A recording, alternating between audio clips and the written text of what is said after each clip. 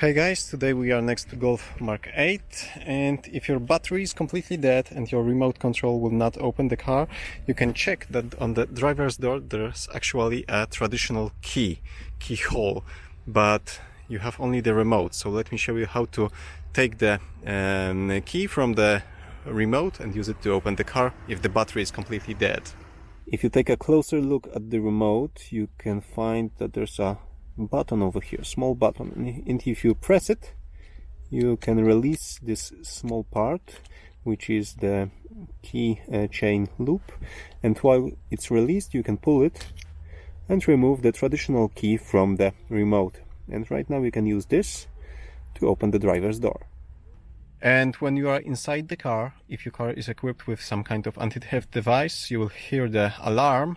So you should turn on the ignition as soon as possible. So we can place the key over here. Where's the key icon? And when the key is over here, you can press the start button to turn on the ignition. Of course, you don't have to do this if the battery in the key is okay, but just in case the battery inside the key is also dead, just place it over here where's the key icon, because this is where's the key antenna installed in the car, and it will detect that the key is here even though the battery inside the key is dead. Okay, so that's it for today. Thank you for watching. Give me thumbs up if you like this simple tutorial and subscribe for future ones. See you soon.